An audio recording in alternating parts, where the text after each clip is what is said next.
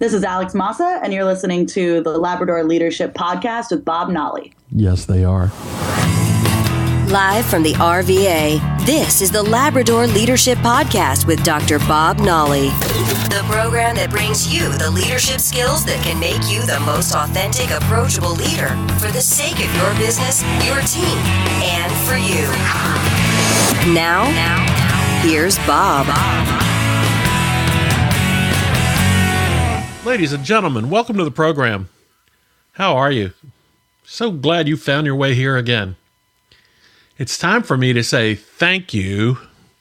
Thank you indeed once again. You remember early in the program, back in the beginning, I said a goal was to get 100 5-star rating and reviews on iTunes. And you all have done it. You have really done it. And thank you so much for that. We now have 101 reviews and 5-star ratings. Thank you to everyone. I'm just so glad that you all have embraced the program in a way that just makes us proud and lets us know that you like what we're doing and the information, what you hear here, is of value to you. And that's great. Thank you so much. Thank you for all of that. Who do I have to say thank you to? Jay Carberry. Thanks for your comment there. Really great show. Interesting topics, and the content is incredibly helpful. That's it. Thank you so much. Thank you so much. And Jay, if that's your first name or not, that's your first initial, gave us some great feedback that the episode length is perfect. We always try to keep it in the 25-minute time range. Sometimes we go a little bit shorter, depending on, well, a bunch of things. Like today, we'll probably be a little short because there's some urgency in what I want to talk about today. Who else I need to thank here? All Me Now says, great energy and excellent ideas and practical things. That's it, the practicality. I don't want leadership to be something that's high and mighty and up on a shelf that doesn't apply to you. It does apply to you. It's important. Great enthusiasm. Thank you so much. All Me Now. That's nice. RJ, the digital professor. We cover a lot of material in each episode, and it's great quality content. Oh, an amazing leadership skill podcast. RJ, the digital professor, thank you so much for that. And I think we're caught up. That's great, folks. I tell you, I really want to hear more feedback from you. Please email me directly, bob@labradorleadership.com, and let me know what you think. Go to the website, click on the orange button to join the conversation. The new Leaderati is rolling out soon. I want you to be a part of it. I've got some great feedback by email from lots of folks, comments that are very insightful and very helpful about guests they like best, what they like to hear more of. So I'd like to hear from you too. Okay. I think I may have mentioned on the last program, this is a great time of the year for a sports fan. The baseball playoffs are underway. The NFL season is quite an interesting one and rocking. College football. College Game Day, ESPN, is actually coming to our state, if not our city, coming to Harrisonburg, Virginia this week for James Madison and the University of Richmond. So the state, not just the Shenandoah Valley, but the state is all abuzz about that. We are coming to your city. Yeah, here they come. So it's a great sports time of the year because hockey and basketball are also underway as well. All right, so that's the point I'm making. So all the sports fans now are aware of this piece of news that was broken yesterday by ESPN. And there is a book that has been published. Hard copy is going to come out later this month, but it's already available on Amazon for the Kindle, called Breaking Cardinal Rules, Basketball and the Escort Queen, by former escort Katina Powell, who talks about parties that she provided girls for at the University of Louisville. And the story broken by John Barr and Jeff Goodman at ESPN reports that former basketball players at Louisville told the ESPN program Outside the Lines, that is a great program, that they attended parties in a dorm from 2010 through 14 that had strippers that were paid for by a former graduate assistant coach, allegedly, I will say, by the name of Andre McGee. And one of these players said that he actually had sex with a dancer after McGee had paid her. And each of the players said they attended different parties at the dorm where the dancers stripped, came naked, present, and it was obvious to one that he said he felt like he was in a strip club, that they weren't college girls. So I will link up this book in the show notes. And that's not for you to read the book. If you're interested, I want you to be able to get to it. That's it.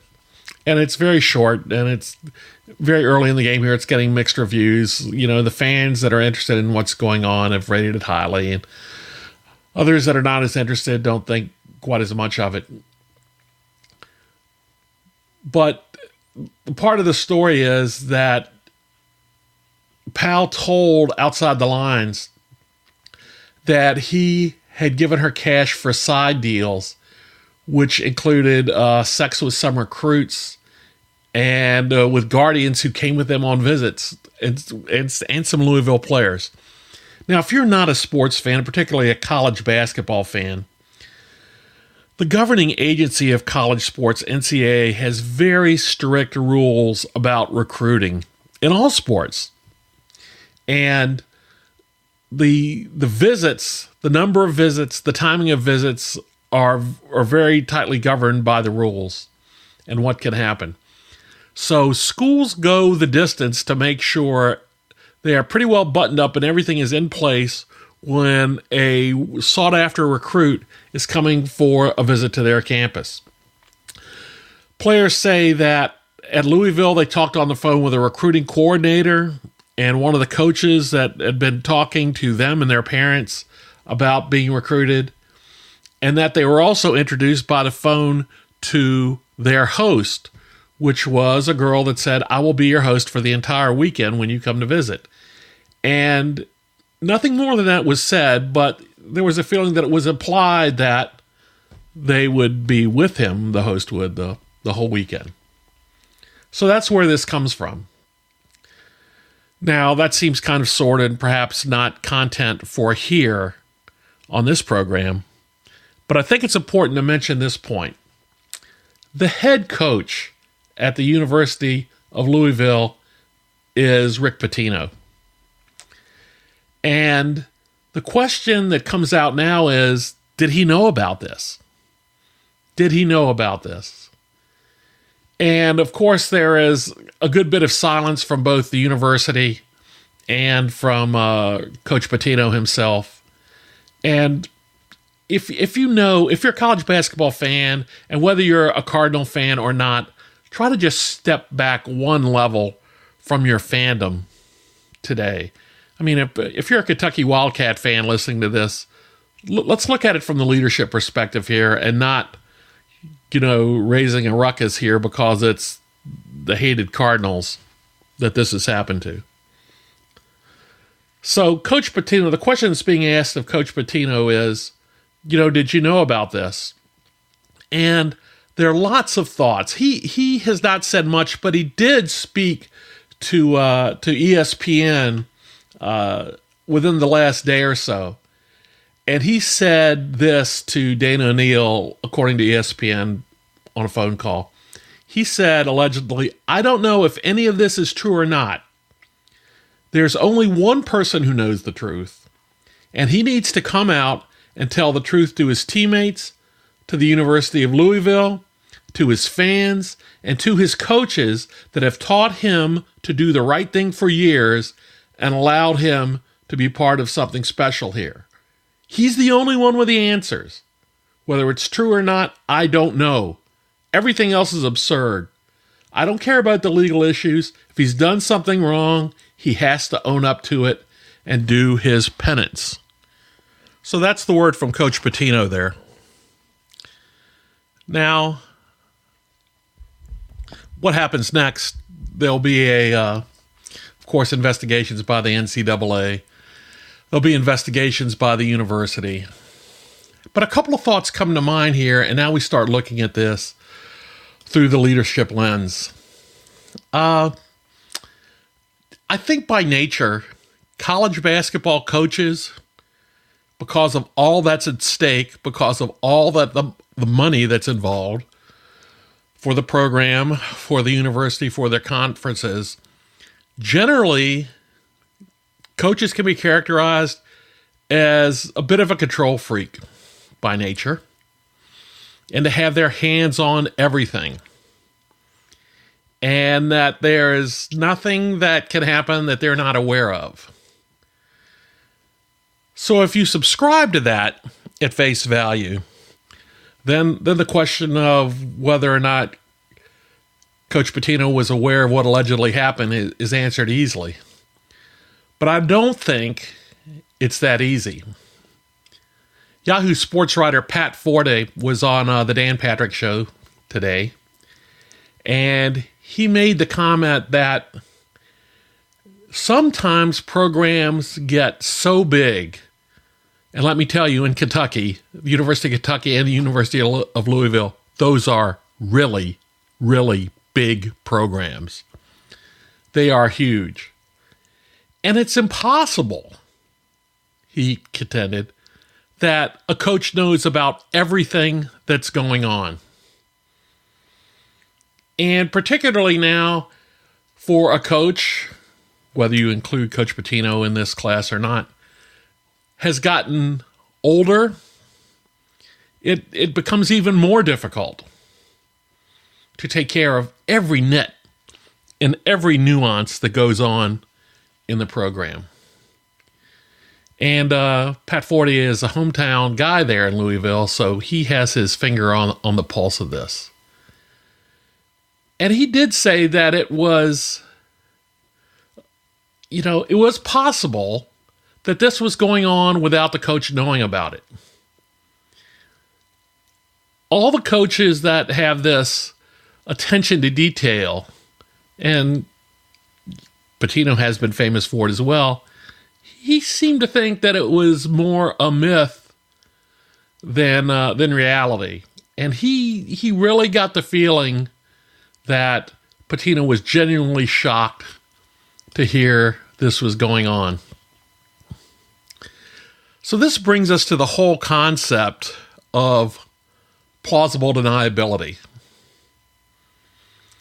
And plausible deniability is this. It's a condition in which someone can safely, believably deny knowledge of any particular item or truth that may exist because he was made deliberately unaware of that item to benefit him, to shield him from any responsibility associated with the knowledge of that truth. So it's to shield somebody. It's actually a legal term.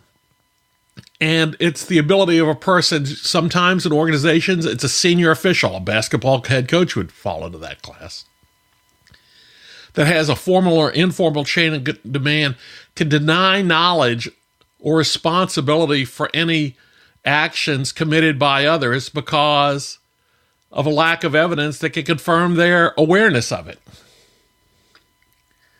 Plausible deniability. Of course, we can, paste this into politics quite easily, where staffers take on assignments and operations and don't tell the boss, to shield them, to protect them. The point I want to make today, and I'm holding up the University of Louisville story just as a point, is if you think this is going on in your organization anywhere, get the word out that you won't tolerate it. If your ethical system, your value set, thinks, wait a minute, there's circumstances when we have to do tough things in business. You need to get rewired. You need to find a way to get this out of the culture. Well, how do I do this? Well, you can start by, if you're in a large organization, going to your top team and make sure they're aware that this is not how you operate, if you think this is a risk. If your culture is one of more authenticity and transparency, two big qualities we fully support on this program and talk about all the time, then it may not be as big a problem for you. If you are a small business with only a handful of workers, make sure they know that you won't tolerate that. You want to know. You want them to be able to solve problems yet, but you want to know of issues. You don't want to be shielded.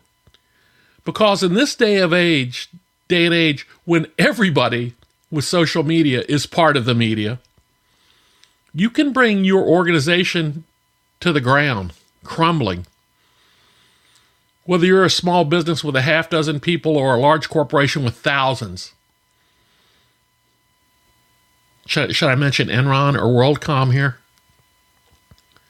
Plausible deniability. Think about that. Does it make you feel good to think that you have staff that would want to protect you in such a way? Rethink that. Do you think that business is tough enough that it's just a normal activity? You need to rethink that yourself. That's a big deal. If we are seeking to be the most transparent, authentic leaders that we can, plausible deniability, no place for it. And if you guys think I'm wrong, come to the show notes page and put a comment down. I'm not asking for traffic there. I just want to hear from you. Because this just struck a nerve because we see stories coming out of the sports world all the time. And this one seemed to translate pretty easily to the concept of authenticity.